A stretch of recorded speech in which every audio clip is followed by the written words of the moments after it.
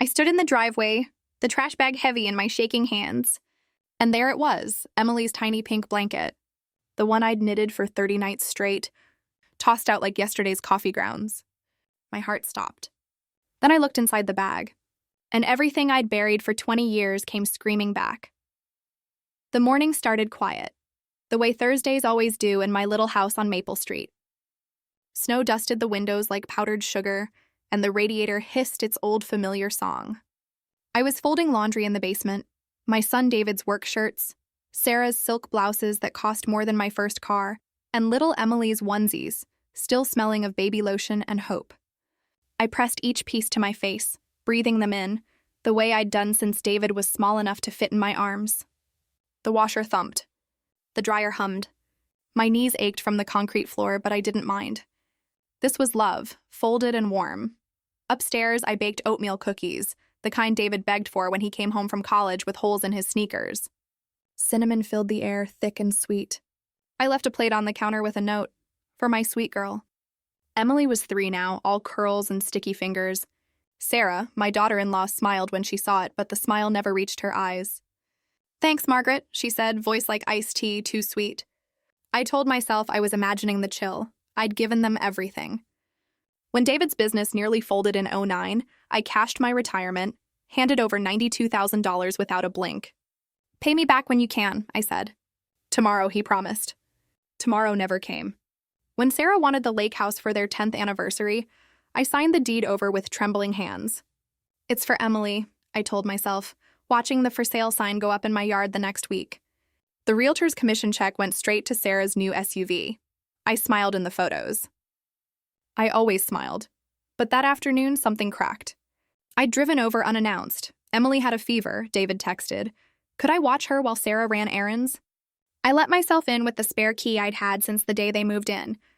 The house smelled of lemon cleaner and entitlement. Emily napped upstairs. Sarah's voice floated from the kitchen, sharp as broken glass. "Just throw it out, David, it's ratty. She's too old for baby things." My feet carried me to the mudroom before my brain caught up. There was the trash bag knotted tight. And peeking out, pink yarn, frayed at the edges, the blanket I'd made the winter Emily was born. I knelt on the cold tile, fingers numb, and pulled it free. Thread snagged on my wedding ring, the one Tom gave me 41 years ago. Inside the folds, tucked like a secret, was my locket. The gold one with baby David's picture, the one I'd lost months ago. Sarah must have found it in Emily's crib. Instead of returning it, she'd buried it with the blanket. My breath fogged the air. The radiator upstairs clicked off. Silence rushed in like floodwater. Memories hit hard. The night Emily was born. David called at 2 a.m., voice cracking. "Mom, she's here." I drove through sleet, arrived with the blanket still warm from the dryer. Sarah, exhausted, reached for it without looking at me. "Perfect," she murmured. I'd sat in the vinyl chair all night, rocking my granddaughter, humming the lullaby my own mother sang. David slept on the couch. Sarah never said thank you.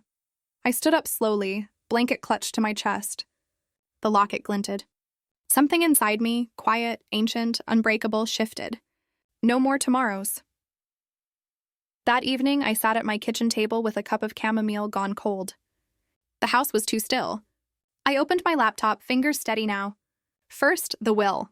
My lawyer's number glowed on the screen. "Margaret, you sure?" he asked when I told him to remove David and Sarah, leave everything to Emily in trust until she's 30. "I've never been surer," I said. Next, the lake house deed. I'd kept a quitclaim form, just in case. I signed it back to myself, mailed it certified. Then the joint account I'd added them to for emergencies. I transferred every dime to a new one, sole signature required. The key under the frog statue? I left it there. Let them find the locks changed. They came the next morning, tires crunching ice. David's face was red, Sarah's lips thin. Emily stayed in the car, nose pressed to the window. "Mom, what the hell?" David's voice cracked like a boy's. "The bank called. The account's empty." Sarah stepped forward, designer boots clicking. "You're being dramatic. We're family." I stood on the porch, blanket folded over my arm, locket now around my neck. The air smelled of pine and snow. "Family," I repeated, tasting the word. "Family doesn't throw away love with the trash." Sarah's eyes flicked to the blanket, then away. "It was old," she snapped. "Emily doesn't need..." She needs her history, I cut in, voice calm as lake water at dawn. She needs to know someone stayed up nights counting stitches so she'd feel safe. David reached for me. Mom, we'll pay you back, I swear. You said that in 2009, I said. I'm done waiting for tomorrow. Sarah's mask slipped. You're jealous, she hissed. Always have been. Of our life, I laughed, soft and sudden. It surprised even me. Jealous? Child, I built the foundation you dance on. I stepped back, hand on the door. The key under the frog won't work anymore.